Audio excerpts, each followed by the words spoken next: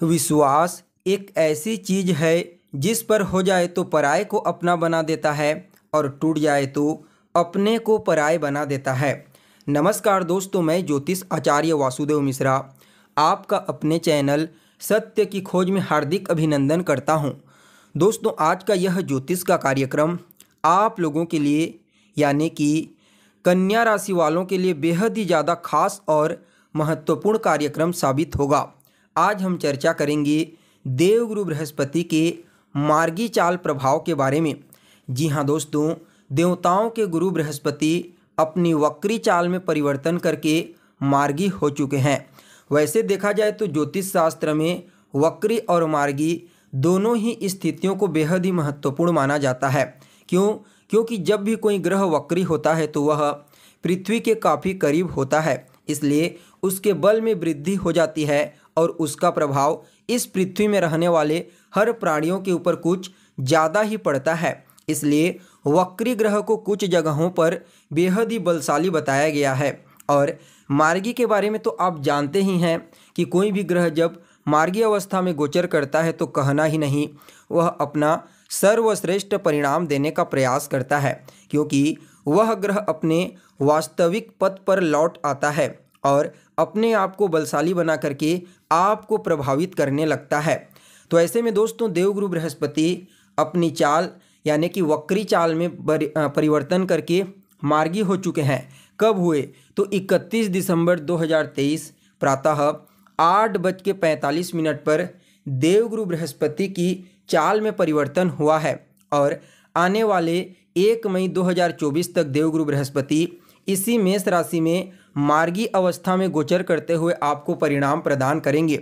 उसके पश्चात 1 मई 2024 को अपने शत्रु शुक्रदेव की साधारण राशि वृषभ राशि में प्रवेश कर जाएंगे।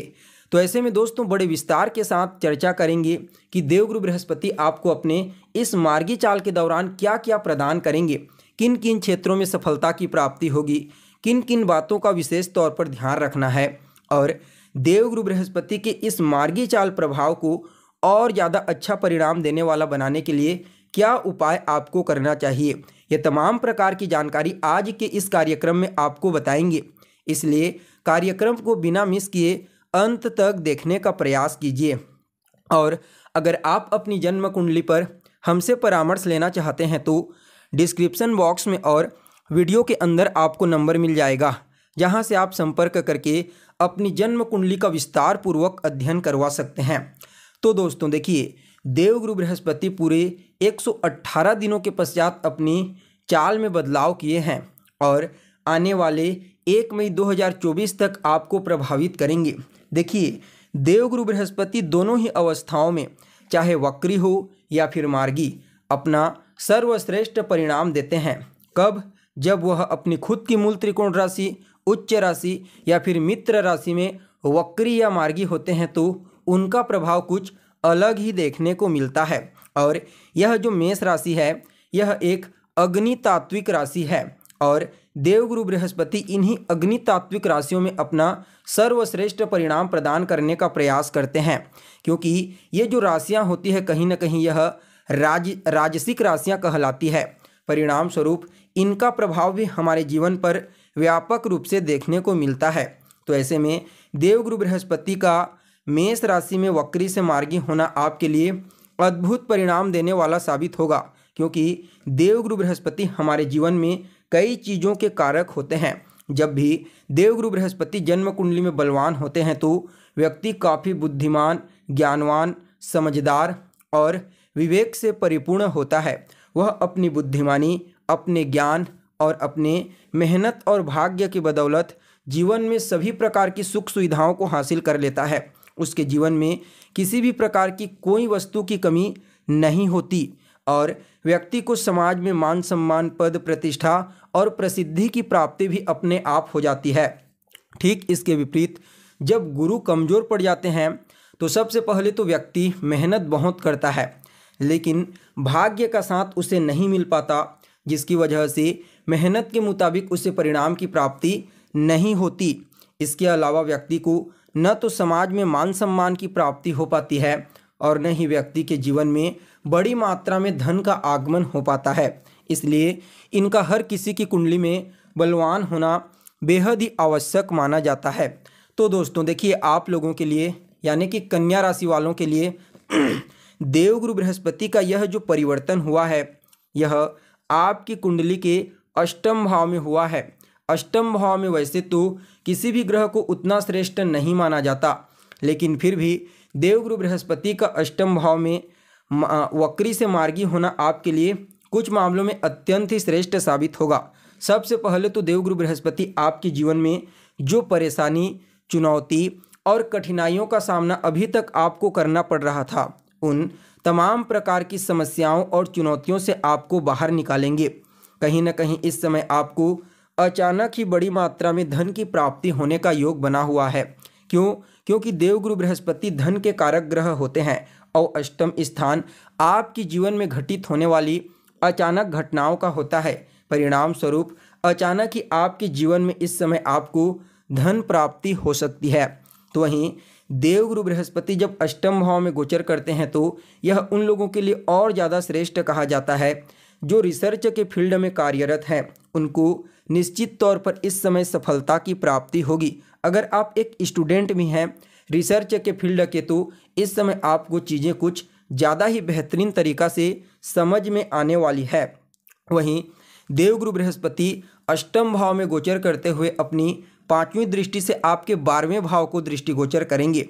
परिणाम स्वरूप अभी तक जो भी पैसा आपका बर्बाद हो रहा था, बेमतलब की चीज़ों में आपका जो पैसा जा रहा था, उसमें लगाम लग जाएगी। जी हाँ, देवगुरु बृहस्पति की दृष्टि से इस समय आपका पैसा गलत कार्यों में न जा करके सही कार्यों में जाएगा। जी हाँ, इस समय आप दान पुण्य, धार्मिक यज्ञ अनुष्ठान, पूजा पाठ, इन क्षेत्रों में कुछ पैसा दान करने के बारे में सोचेंगे भी और दान करेंगे भी। जो जातक विदेश जाना चाहते हैं, विदेश में जा कर के कोई काम धंधा करना चाहते हैं या फिर विदेशी कंपनियों के साथ जुड़ करके व्यापार करना चाहते हैं, उन लोगों को भी गुरु की कृपा से कुछ अच्छे अवसर की प्राप्ति होगी। साथ ही साथ देखा जाए तो निवेश के मामले में भी आपके लिए समय को अनुकूल कहा जा सकता है।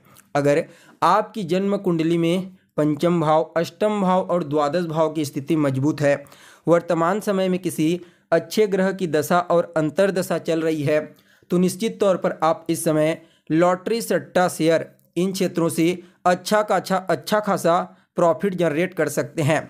तो वहीं दोस्तों, देवगुरु बृहस्पति की जो सप्तम दृष्टि होगी वह आपकी कुंडली में दूसरे स्थान पर पड़ेगी। परिणाम स्वरूप यह आपकी वाणी को बेहद ही ज़्यादा प्रभावशाली बना देंगे। इस समय आप अपनी वाणी के माध्यम से कई प्रकार के पेंडिंग पड़े हुए कार्यों को पूरा करेंगे। आपके पारिवारिक जीवन में खुशियों का आगमन होगा। कुटुंब के लोगों का एक दूसरे के प्रति सहयोग की भावना इस समय देखने को मिलेगी। पैतृक संपत्ति से भी आपको लाभ होने वाला है। देखा जाए तो कहीं ना कहीं इस समय आपके जीवन में आपको हर तरह से परिवार के लोगों का सपोर्ट प्राप्त होगा। वहीं प्राथमिक शिक्षा के विद्यार्थियों के लिए भी समय अनुकूल साबित होगा। तो वहीं दोस्तों, देवगुरु बृहस्पति की जो नवम दृष्टि होगी वह आपके पंचम भाव पर पड़ने वाली है। जी हाँ, यहाँ पर देवगुरु बृहस्पति की नवम दृष्टि आपके लिए चतुर्थ स्थान पर पड़ेगी। चतुर्थ स्थान आपकी माता का होता है, तो माता के साथ आपके तालमेल बेहतर बनाएंगे। भौतिक सुख सुविधाओं में वृद्धि होगी। कुल मिलाकर के देखा जाए तो देवगुरु बृहस्पति का यह मार्गी चाल आपके जीवन में हर तरह से आपको सुख सुविधाओं से परिपूर्ण सफलता और तरक्की के नए रास्ते प्रदान करेगा। फिर भी इस गोचर काल के प्रभाव को और ज़्यादा श्रेष्ठ और अच्छा बनाने के लिए रोजाना केसर का तिलक लगाइए। गुरुवार और शुक्रवार के दिन गाय को हरा चारा खिलाएं, गाय की सेवा करें और आपको गुरुवार के दिन विष्णु सहस्त्र नाम का पाठ करना है। इन उपायों को करके अपने लिए इस गोचर के प्रभाव को और ज़्यादा श्रेष्ठ बना लीजिए। तो दोस्तों, कैसी लगी आपको जानकारी, कमेंट करके बताइए। फिर मिलते हैं एक नए और ताज़ा एपिसोड में। तब तक के लिए नमस्कार।